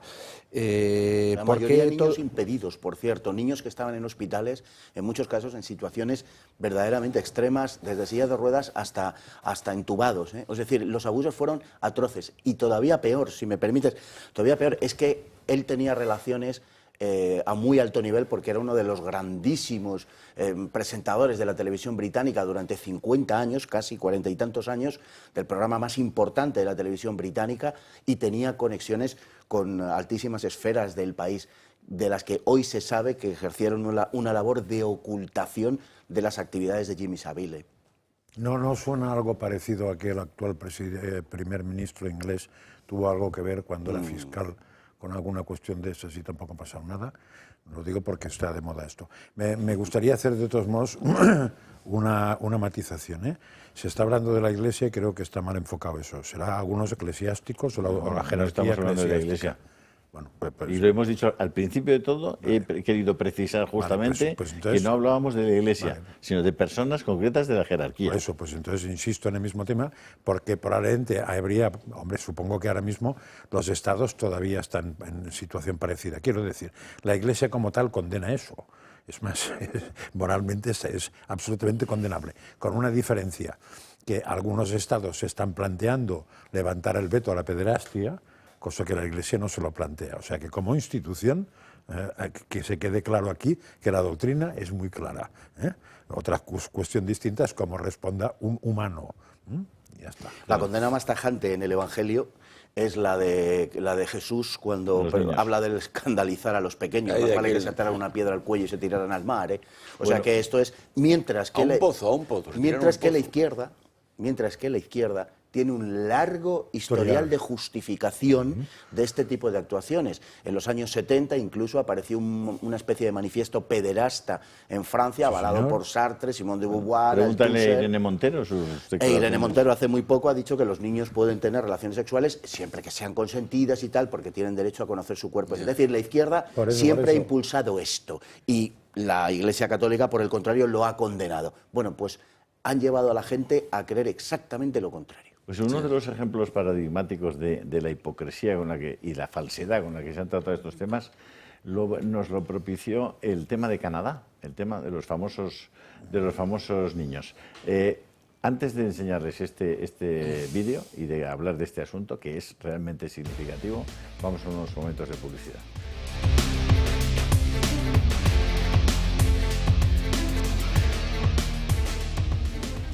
Vamos con lo prometido, este tema de Canadá, por el que el Papa Francisco se apresuró a ir hacia allí, a aquel país, para pedir perdón por lo que había hecho la Iglesia. Termina la polémica por los restos de niños indígenas en internados de Canadá. Por ponernos un poco en contexto, la Iglesia tenía internados en Canadá en el que presuntamente se encontraron los cuerpos sin vida de niños indígenas. Rápidamente todo el mundo acusó a la Iglesia y hasta el Papa pidió perdón por ello. Estoy dolido. Pido perdón en particular por el modo en que muchos miembros de la Iglesia y de las comunidades religiosas cooperaron, también por medio de la indiferencia, en esos proyectos de destrucción cultural, y asimilaron forzadas de los gobiernos de la época que finalizaron en el sistema de las escuelas residenciales. El gobierno canadiense abrió una investigación para investigar estos hechos, una investigación que costó más de 210 millones de dólares. Ahora, 3 años después, el gobierno de Canadá ha decidido poner fin a la Comisión Nacional Asesora sobre Internados Residenciales, Niños Desaparecidos y Entierros. La conclusión: todo era una gran farsa. A pesar de las denuncias que aseguraban la existencia de hasta fosas comunes en estos internados, la realidad es que no se ha encontrado ni un solo cuerpo. Esta investigación y las denuncias que se interpusieron provocaron una oleada de mentiras, violencia y odio hacia la Iglesia Católica, con actos vandálicos y la destrucción de cerca de 120 iglesias por todo el país. Ahora, 3 años después y con la verdad de este asunto por delante, ¿alguien va a pedir perdón por el daño causado a la Iglesia Católica? Pues va a ponerse a llorar. Porque claro, esto que acaban ustedes de escuchar es rigurosamente cierto. Es decir, los actos vandálicos que tuvo que sufrir la Iglesia Católica en Canadá, fruto de unas informaciones que el propio gobierno de Canadá ha demostrado falsas, por las que el propio Papa se fue a Canadá a pedir perdón por algo que no existía, algo que es y ha sido falso, de poner los pelos de punta. Dices, ¿qué no serán capaces de hacer? Han dedicado 200 millones de dólares a esa investigación. Y no había cadáveres, no había abusos. Los abusos que se han podido demostrar en Canadá, y les recomiendo porque tienen bastante información sobre eso, se producían en los centros tutelados por el Estado. Y si alguien no ha cometido abusos sobre los indígenas a lo largo de la historia, ha sido la Iglesia Católica. Salvo que ustedes me digan que es que los ingleses o los franceses dejaron muchos indígenas vivos. Hasta donde yo sé, solo donde llegó la Iglesia Católica quedan indígenas y quedan descendientes de indígenas y quedan universidades y queda cultura. A mí el tema concreto de Canadá, Fernando, no sé si tú lo seguiste y lo has seguido, es una cosa verdaderamente y por supuesto de la que no sabe nadie nada. O sea, si ustedes no ven esto, no van a saber nada. Cuando tomen café con alguien esta tarde y se lo comentan, dirán, ¿pero de qué me estás hablando? Porque esto no ha merecido nada. Es decir, un asunto tan importante, que ha tenido consecuencias tan dramáticas, tan graves, nada. Pero ya han conseguido su objetivo otra vez. Sí, claro. Hace unos años, Amenábar, el cineasta, que dirigió una película que se llamaba Hipatia. En esta película pues se relata una historia que no se compadece en absoluto con lo que sucedió realmente en su momento. Pero el propio Amenábar contaba que al salir del cine en el estreno, una pareja, hablando entre ellos y comentando la película, decían, perdón por el lenguaje, transcribo literalmente o reproduzco literalmente, ¡qué hijos de puta estos cristianos! Y Amenábar comentaba en ese artículo, o alguien ponía en boca de Amenábar, que decía, había cumplido el objetivo propuesto. Es decir, la fidelidad a la verdad histórica era irrelevante. Aquí la verdad no juega ningún papel. Se trata de afirmar lo que ellos consideran una verdad moral. Y las verdades históricas o científicas están subordinadas a la consecución de esa verdad moral. Entonces, están jugando a eso. Lo de Canadá es una revelación, una verdadera revelación al respecto, donde además se le añade el bochornoso papel que se hizo jugar o que quiso jugar el Santo Padre, pidiendo perdón por una cosa que primero no había sucedido y segundo yo creo que nos debería servir para cuestionarnos esta moda, digamos, de los últimos decenios que consiste en pedir perdón por cosas que han hecho otros. Él podrá pedir perdón, el Santo Padre, don Julio Ariza o yo, podemos pedir perdón por cosas que hayamos hecho nosotros, pero no por cosas que se hayan hecho en otro tiempo y por otras personas, en lo que además representa un cierto acto de soberbia. Es decir, es creerse uno mejor que aquellos que llevaron a cabo esos actos.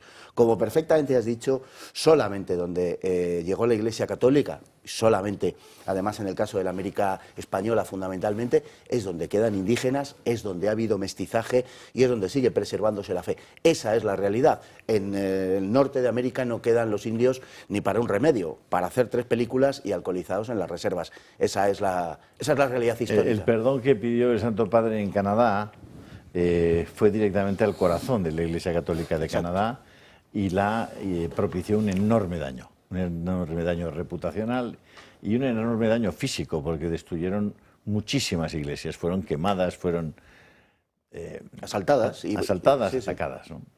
Qué lástima que siendo eso así, el propio Santo Padre no haya hecho prevalecer la verdad del asunto y haya salido con la misma capacidad y la misma contundencia en la información para decir, pedí perdón por algo por lo que la Iglesia nunca debió pedir perdón y pido perdón por ello. Yo creo que ¿Se refiere usted al mismo Papa que nada más llegar traicionó a los católicos chinos reconociendo a los obispos nombrados por el Partido Comunista Chino? ¿Se refiere usted al mismo Papa que ha metido en las encíclicas papales la basura de ideología progre? ¿Se refiere usted al mismo Papa que no tiene ni una sonrisa de amabilidad cuando se junta con gobernantes que defienden mal que bien ideologías próximas a lo que un católico piensa y recibe con los máximos parabienes a todos los más repugnantes líderes progres, incluso aunque sean asesinos y torturadores denunciados por todas las organizaciones de derechos humanos. Yo es que creo que seríamos muy ingenuos si pensamos que el Papa pidió perdón por aquello de Canadá simplemente porque le engañaron. No, el Papa está haciendo una labor de destrucción de la Iglesia Católica y perdónenme los católicos, no quiero meterme con ellos. Está haciendo una labor de destrucción de la Iglesia Católica que yo creo que es perfectamente meditada. Don Jesús Trillo no estará de acuerdo seguramente con lo que acaba de decir. Bueno, ya no voy a hacer pero juicio. tendrás que demostrarlo. No. Yo iba a decir sencillamente que todo esto que al fin y al cabo ahora llamamos ideología woke, acordaros que empezó llamándose ideología de la cancelación o cultura de la cancelación, ¿no? Y esto pone de manifiesto esto de Canadá, precisamente de lo que se trata. Es decir, de lo que se trata es lo que decía antes Fernando Paz, es de cancelar, ¿qué? Cancelar la civilización cristiana. Eso es lo que se trata. Y si el Papa no es capaz, y la Iglesia Católica no es capaz de ser consciente de que eso es, y caen en la trampa, y la verdad es que el Papa no ha sido precisamente una persona que se haya destacado por no caer en la trampa de esa especie de denuncia, fundamentalmente en materia del tema del racismo y de la colonización y tal. Bueno, mire usted, y en definitiva en contra de la hispanidad, porque no nos olvidemos que no es solamente en contra de la civilización cristiana, puesto que al fin y al cabo quien evangelizó América fueron los españoles, ¿no? Pues es francamente una pena. Pero vamos, yo entiendo que, bueno, él está imbuido de una, yo no sé si más bien ideología política en este caso, que no tanto concepción deformada religiosa, porque no puedo pensar en el Papa, pero sí una cierta ideología política que arrastra de su peronismo antiguo, de su Argentina, de su no sé por qué manía hacia lo español. No ha querido venir a España, no ha querido asomarse a España. Y bueno, pues oye... ¿Usted cree, don Jesús, que el Papa es creyente? No, hombre, yo creo que sí, el Papa es creyente. Vamos a una... Por supuesto. Yo tengo mis dudas. A nuestro próximo, ¿En qué religión? ¿En qué religión? Nuestro próximo invitado, don Julio Tudela. Buenas tardes. Muy buenas tardes. Don Julio es doctor en farmacia, si no estoy mal informado. Además es miembro del Observatorio de Bioética de la Universidad Católica de Valencia. En lo que sí estaremos todos de acuerdo es en que este Papa no ha sido nada dudoso en la defensa del derecho a la vida de los no nacidos, sino que se ha manifestado con extraordinaria contundencia, calificando el aborto como un homicidio. Don Julio, ¿cómo valora usted esto? Bueno, pues me han dado ustedes una entrada muy incómoda. Lo entiendo. Porque no estoy de acuerdo en absoluto con las afirmaciones bastante gratuitas que se están vertiendo sobre el Santo Padre.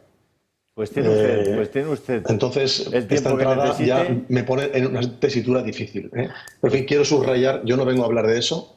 Ustedes no me han invitado para que hable de eso, pero quiero subrayar que no estoy en absoluto de acuerdo. Las afirmaciones no están contrastadas y es muy fácil calumniar. Es muy fácil y hay que ser prudentes para no hacerlo. Yo, si me permite, querría presentarle disculpas por mis palabras si le han incomodado. No tengo ningún problema en disculparme ante usted. El problema no es que me incomoden. O sea, que sus palabras me incomoden a mí no tiene absolutamente ninguna trascendencia. El problema es que se han vertido afirmaciones que pueden hacer daño a mucha gente. Están ustedes quejándose del problema de Canadá, muy acertadamente. Me ha gustado mucho este reporte que han hecho de Canadá. Y ahora vienen a hacer ustedes lo mismo. Es decir, verter afirmaciones gratuitas con juicios de valor desprestigiando a personas. ¿Cómo cuál, no podemos condenar una actitud y repetirla a continuación. Don Julio, por favor, permítame. ¿Cuál es? Evidentemente yo no pretendía hablar con usted de esto, por eso le he hecho la entradilla y usted no estaba cuando aquí los contertulios han hablado del tema y por tanto le he hecho la entradilla dándole paso al asunto del que sí íbamos a hablar con usted, que era de la defensa del derecho a la vida, etcétera, etcétera. Defensa que, por cierto, usted conocerá seguramente, y si no yo se lo digo, de la que somos apasionados. Es decir, en el tema del derecho a la vida, esta casa lleva décadas posicionándose con la claridad con la que probablemente no han hecho otros medios de comunicación. Yo, desde luego, no era mi interés compartir con usted las posiciones personales que han expuesto o don Fernando o don Luis o yo mismo o Jesús Trillo, ¿no? Es decir, estaban fuera del ámbito de la entrevista. Usted las ha querido mencionar, yo le respeto. Usted las quiere rebatir con muchísimo gusto. Usted acaba de decir que se han hecho afirmaciones que no están contrastadas. Yo le agradecería, ya que ha hecho esa afirmación, que nos diga cuáles son las afirmaciones que desde su punto de vista son falsas o no están contrastadas, porque nuestros espectadores se lo merecen. Bueno, yo vengo a hablar de otra cosa. No, si ha introducido, pero ha hablado usted del tema. La mera pregunta provocadora de si el Papa tiene fe, o sea, esa pregunta está envenenada y marca una posición, una predisposición que es peligrosa, ¿no? Es en esa línea, ¿no? Es muy fácil juzgar al Papa porque tiene una forma de actuar, tiene un lenguaje que todos conocemos, etcétera. Y he oído muchas veces juicios ligeros sobre el Papa, ¿no? Es el Papa es el Papa. Entonces, y el Papa tiene un estilo diferente a los pontífices anteriores, a veces no se entiende, a veces es un poco rompedor, es cierto, a veces nos gusta más o nos gusta menos, eso es una cosa. Y otra cosa es desprestigiar a la persona y a la institución que representa. No se puede, no se debe hacer, y menos en una cadena de televisión como la suya, que efectivamente se ha distinguido por la defensa de valores que la Iglesia Católica respeta y promueve en todo caso, como el de derecho a la vida. Entonces yo perdóneme, pero yo entro tras un debate en el que los espectadores me pueden confundir con lo que se ha estado diciendo. No quiero mezclarme con ese planteamiento. Esa era mi puntualización. Pues y si le parece, vamos a hablar de lo que me han llamado para hablar. Pues se lo agradezco porque tiene todo el sentido. Y además aquí le repito que la libertad de expresión en esta casa es completa y que usted tiene la misma libertad que la que tienen aquí nuestros contertulios. Así que el aborto es un homicidio, don Julio. Sí, Juan Pablo II lo denominó de la siguiente manera: abominable crimen del aborto. O sea que yo me sumo a la definición de San Juan Pablo II. El aborto es un crimen abominable, sin paliativos. La Madre Teresa de Calcuta, cuando fue invitada en Washington a hacer su discurso de oración tras recibir el premio Nobel, dijo lo siguiente. ¿Cómo? Porque la invitaron a Washington a hacer una oración para que hablara sobre la paz. Le acababan de dar el premio Nobel. Y entonces, hable usted de la paz, Madre Teresa. Y entonces dijo, ¿cómo podemos hablar de la paz? ¿Cómo podemos hablar de que un hombre no mate a otro hombre si aceptamos que una madre mate a su hijo? Este es el punto. Entonces estamos en la Europa de los derechos, de las libertades, y una Europa que quiere introducir en su constitución el derecho al aborto junto al derecho a la vida. Esta contradicción inasumible que se está queriendo llevar a cabo y que Macron es uno de los principales promotores, marca el estado de decadencia de nuestra civilización. Es muy importante marcarlo esto. ¿Usted cree que estamos haciendo los medios, digamos, que defendemos los valores básicos que defiende la Iglesia Católica? Hablo de los principios no negociables de Benedicto XVI, por reducirlos y conducirlos a un ámbito muy concreto. ¿Cree que se está haciendo lo suficiente para que la sociedad acabe comprendiendo que el aborto es verdaderamente, como dice Milei, un asesinato con el agravante del vínculo? Pues nunca es suficiente, ¿eh? Es decir, que hay gente que está arrimando más el hombro que otros. Hay otros que van en contra, ¿no? Pero nunca es suficiente nuestro trabajo. Y tenemos un problema, arrastramos un problema que es el conocido positivismo jurídico. Es decir, cuando no hay una formación ética en buena parte de la población, incluidos los sanitarios, cuando hay una formación ética, entonces el juicio ético es sustituido por la consideración legal. Es decir, para la persona ignorante éticamente pasa a ser bueno lo que es legal y pasa a ser malo lo que es ilegal. De tal manera que la legalización de determinadas cosas, como puede ser el aborto, como puede ser la eutanasia, está provocando un cambio de tendencia muy importante en la opinión pública. Esto, a su vez, como decía Goebbels, el ministro de propaganda de la Alemania nazi, decía: repite muchas veces una mentira y se convertirá en una verdad. Entonces tenemos un ambiente social, ustedes han hablado muy bien de la ideología woke, o de la posverdad o del posmodernismo, donde se trata de repetir eslóganes sin fundamento, sin base científica que avale para nada esto, pero se trata de repetirlos hasta la saciedad, de tal manera que lo que escuchan nuestros jóvenes y nuestros mayores son siempre los mismos eslóganes: el derecho de la mujer a decidir, el derecho de la mujer sobre su cuerpo, liberarse del paternalismo machista, todas estas cosas que escuchamos, ¿no? Entonces, frente a esta aluvión de eslóganes proabortistas contra la vida, los verdaderos mensajes que sí descansan en la verdad, que es que el ser humano empieza su andadura desde el estado de cigoto en el seno de su madre y que es un individuo de la especie y que merece el respeto de todos los demás individuos de la especie, estos mensajes, a que ustedes verdaderamente se distinguen porque trabajan en este sentido y yo se lo agradezco, pero desgraciadamente estos mensajes se dan poco. Todos los años se publican las cifras de abortos del ejercicio anterior y leemos la noticia de 100.000 abortos en España declarados. Son muchos más. Si tuviéramos tiempo les contaría porque son muchos más, pero son muchos más de 100.000, y leemos la noticia sin inquietarnos demasiado, ¿no? Esto es un problema, es decir, hay una especie de insensibilización social con respecto a este problema gravísimo, movido precisamente por la repetición de eslóganes que tienden a normalizar el aborto como un derecho. Jamás el aborto será un derecho, jamás podremos reconocer que nadie tiene derecho a matar a otro. Y esto no es un problema religioso ni de creencias, esto es un problema humano, es un problema de dignidad. Don Julio, permítame una pregunta muy concreta. Usted conoce sin duda alguna la Academia Pontificia por la Vida, una creación de San Juan Pablo II, que estaba constituida por eminentísimos doctores y personajes extremadamente cualificados. El desmantelamiento de esa Pontificia Academia por la Vida y el nombramiento de personajes como Mariana Mazzucato o como algunos miembros clarísimamente proabortistas, declarada y públicamente proabortistas, ¿cómo se puede interpretar? Alguna de estas personas ya no está, ¿eh? Yo estuve hablando hace 3 días con un miembro de la Pontificia, lo recibimos en nuestro observatorio porque colaboramos con ellos, y precisamente le hice esta pregunta: ¿cómo va la Pontificia?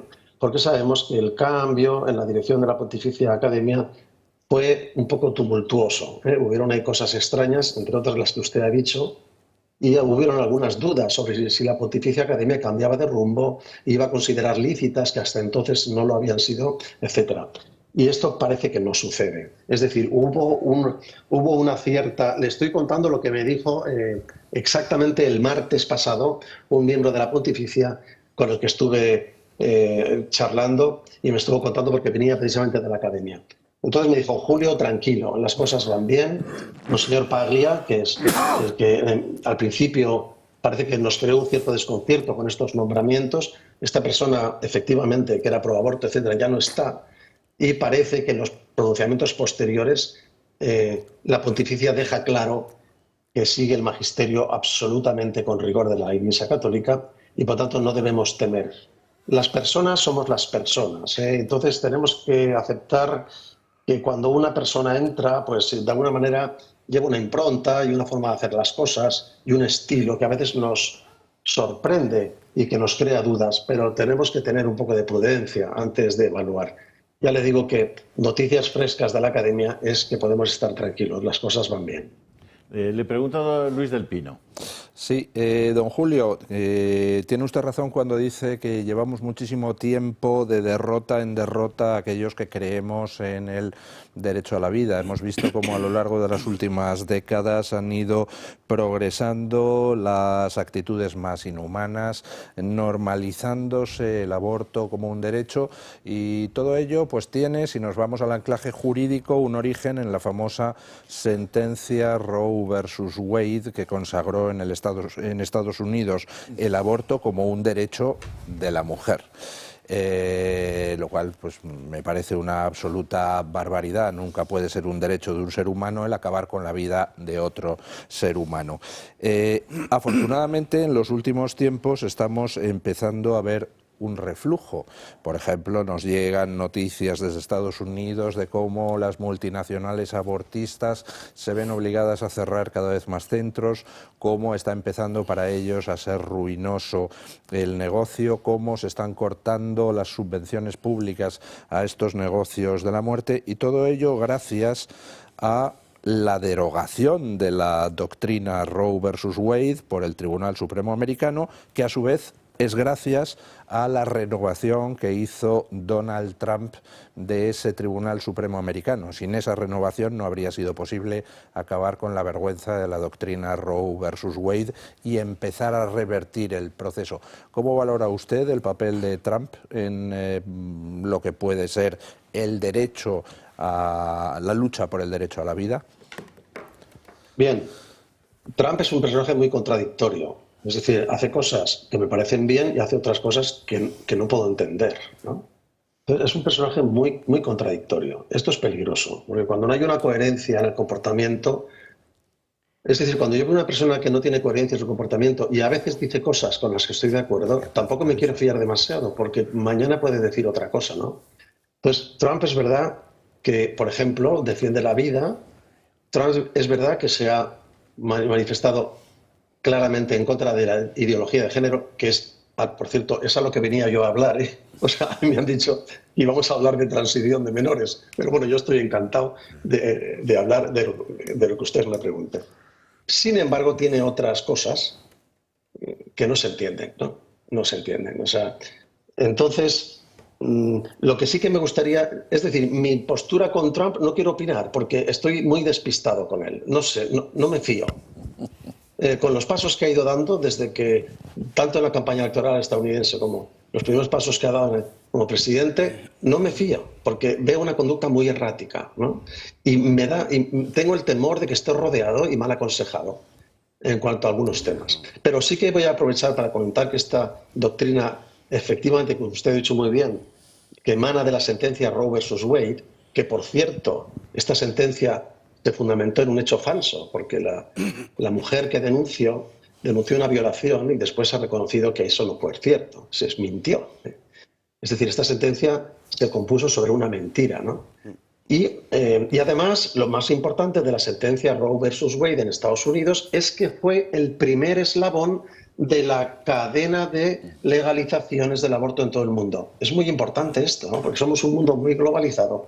Y este tipo de cosas que nacen de una mentira, la declaración de esta mujer fue falsa, de una mentira nació una declaración, un juicio, una sentencia que encadenó toda una serie de movimientos internacionales a favor de la legalización del aborto en todos los países. Miren ustedes, yo viajo la semana que viene a Honduras. Honduras es uno de los pocos países del mundo cuya constitución defiende la vida del no nacido en todas sus etapas. Esto es impresionante. Y entonces me han pedido que vaya allí a defender. Están en un juicio contra la píldora postcoital, que es abortiva y no la quieren reconocer como abortiva. Necesitan gente que dé argumentos científicos sobre cómo funciona esta píldora. Yo admiro a esta gente. A veces los consideramos como el tercer mundo y sin embargo tienen en su constitución el respeto a la vida. Desconfío de aquellos que defienden la dignidad del ser humano, que defienden la libertad y después, o que defienden la ecología y después no les tiembla la mano en exterminar a millones de seres humanos indefensos. Desconfío, ¿eh? Entonces, lo que a mí me gustaría es apelar a la coherencia, ¿no? A la coherencia. La vida humana es sagrada. La vida humana es un don, la recibimos, no es nuestra. No la hemos diseñado, no la hemos elegido, la hemos recibido y debemos respetarla.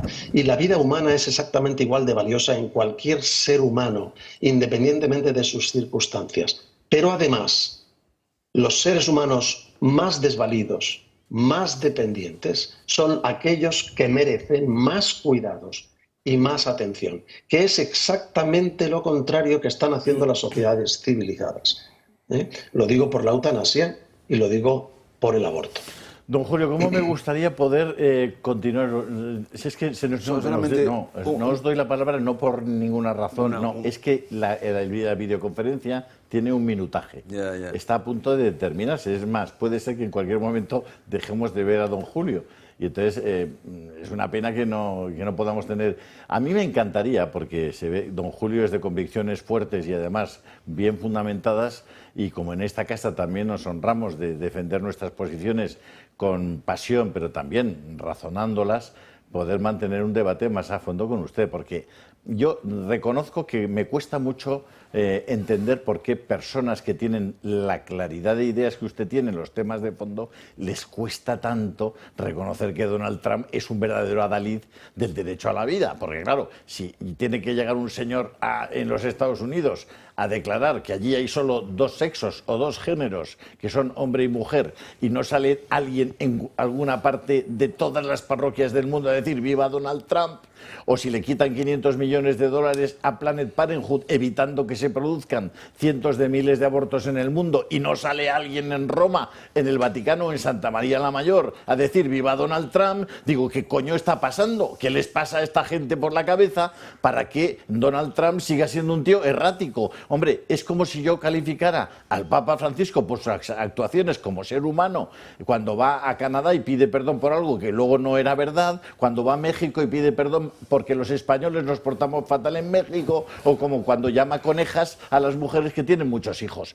Yo no sería capaz de calificar de errático al Papa Francisco, pero sí, por lo menos, mantendré una cierta restricción mental respecto a posiciones como la de Trump o como la del Papa Francisco, que son dos seres humanos que también actúan con libertad y sobre los que yo puedo opinar respecto a sus manifestaciones públicas, no en ningún caso sobre su capacidad para erigir un dogma o su capacidad para hablar de teología moral, ¿no? o pastoral.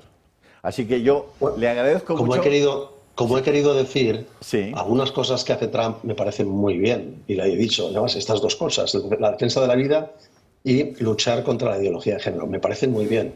Pero tengo un problema con Trump, que es que veo que no es coherente. Entonces eso me crea cierta duda, cierta precaución. Entonces no me atrevo a opinar sobre Trump. Puedo opinar sobre algunas cosas que ha hecho Trump, pero no sobre su persona. A mí me pasa también, don Julio, con el Papa Francisco, fíjese, y soy católico y le respeto, por supuesto, al Santo Padre, pero me pasa lo mismo, que creo que tiene algunas contradicciones flagrantes que introducen muchísima confusión en la grey católica. De todos modos, si a usted le apetece y se siente a gusto y cómodo con nosotros en un debate a fondo sobre esto, vamos, yo sería feliz de poder tenerlo con usted y todos nuestros contertulios. Yo me habría preparado aquí una cosa, porque la persona que me llamó para su programa me dijo que quería que hablase sobre los procesos de transición de género en menores. Cierto. Entonces, cierto. Lo que preparado es... A ver, tiene usted parte de la culpa. Me ha plantado una trampa aquí. No, tiene usted parte de la culpa. Es verdad que si usted no hace la introducción que ha hecho, se podía haber entendido que usted estaba transigiendo con lo que aquí se había dicho antes de su intervención. Eso es verdad. Exactamente. Pero también es verdad que aquí habitualmente, digamos, distinguimos lo que dicen unas personas de lo que dicen otras y cada uno es responsable de lo que dice él. Y por tanto usted iba a ser en todo caso responsable de lo que usted haya dicho. Eso que lo tengo. Sí, pero hay una imagen, que yo estoy en un círculo que se acaba de decir una cosa y entro yo. Entonces, aunque no lo haya dicho yo, usted entiende que yo... Yo lo he entendido, pero ese ha sido el problema, entre comillas, para que luego la conversación no nos diera tiempo para hablar de este tema de los trans, que por cierto es uno de los temas también más importantes que tratamos habitualmente en esta casa. Así que, si le parece bien y nos disculpa por algún malentendido que hayamos podido tener, contaremos con él. Fernando, ¿quieres hacer algún...? Bueno, vamos a publicidad, pues si no, me van a matar. Sobre todo Frankie. Hasta ahora mismo, ¿no?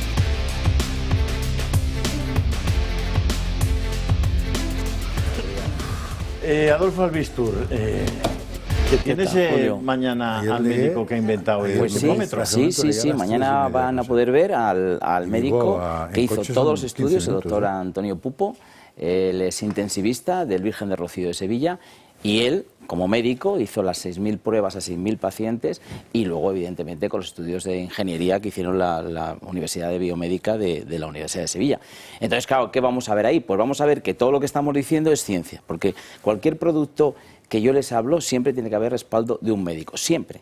Entonces, en este caso, que además es un producto que es mundial a nivel de que no existe otro, han sido ellos los que han conseguido con un 97% realmente de acierto, ¿no? Que es mucho, un 97% que tú te mides la glucosa, que es tan solo medírtela de esta manera, con un móvil, con tu aplicación, llegas, lo has calibrado antes, que es también muy sencillo, y vas a tener la medida de tu glucosa en cada momento. ¿Esto qué pasa, Julio? Que para aquellas personas también que son más activas, que salen a comer fuera, que están todo el día fuera, pues claro, no tienen que estar con la parafernalia de pinchate, sácate la sangre, tal. Con esto vas a hacer, llevas esto en el bolsillo, lo pones, coges tu móvil y sabes cómo estás. Así vas a controlar muy bien la glucosa, porque una glucosa bien controlada no van a tener ningún problema. Si no la controlan, vista, riñón, corazón, circulación, bueno, un desastre. Así ¿Esto es para diabetes tipo? Esto es para diabetes, fundamentalmente diabetes tipo 2. Tipo 2. Es decir, aquel que...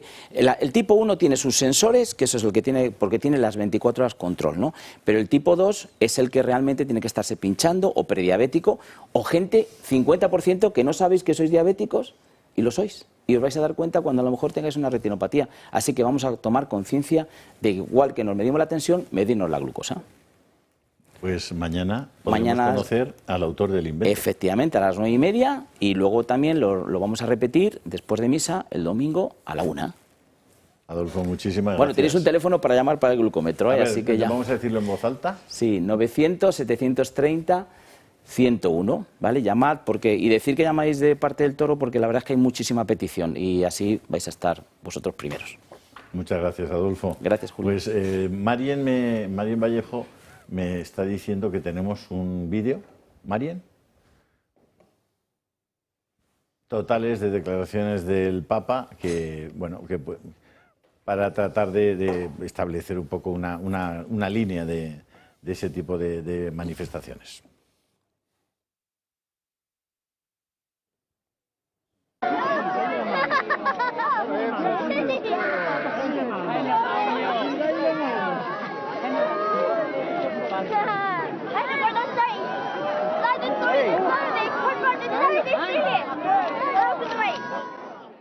Gracias a Dios y al trabajo de muchos, hoy tenemos vacunas para protegernos del COVID-19.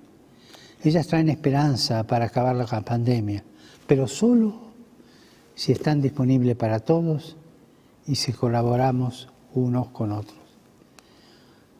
Vacunarse con vacunas autorizadas por las autoridades competentes es un acto de amor.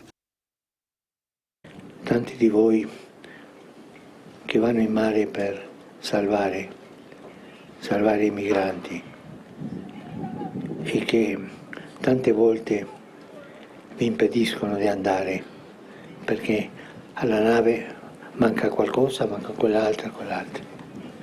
Sono i gesti di odio contro il fratello, travestiti di equilibrio. Como algunos de ustedes han evidenciado, debemos reconocer la urgencia dramática de hacernos caso de la casa común. Sin embargo, esto no se puede hacer sin una conversión del corazón y un cambio en la visión antropológica que está en la base de la economía y de la política. Yo creo que este Papa, el Papa Francisco, ha contribuido de forma extraordinariamente positiva a que los católicos, en este caso, y los no católicos tienen su parte, pero los católicos, que nos debemos a la obediencia al Santo Padre y al respeto a la figura del Santo Padre, digo que este Papa ha ayudado a que distingamos cuando el Santo Padre habla como Santo Padre o cuando el Santo Padre habla como cualquier ser humano, como cualquiera de nosotros, y expresa sus opiniones con la libertad con la que puede hacerlo cualquier ser humano. Yo creo que esa distinción que los católicos adultos han reconocido gracias a muchas intervenciones y a muchas de las afirmaciones del Papa Francisco es muy importante para evitar una enfermedad que puede ser la papitis, que es tratar de dar una, digamos, atribuirle al Papa unas, ¿cómo diría yo? Virtudes taumatúrgicas. Virtudes, sí, taumatúrgicas, efectivamente, que no tiene. No sé, Fernando, tú... Sí, vamos a ver, los protestantes acusaban a los católicos desde el comienzo de la Reforma de dos cosas fundamentalmente, de clericalismo y de papolatría. Y les arrojaban esa acusación de papólatras precisamente con la intención de zaherirles, claro. Y los católicos se defendían y decían, no somos papólatras, porque efectivamente es en lo que muchos católicos están cayendo, en las dos cosas, en clericalismo y en papolatría.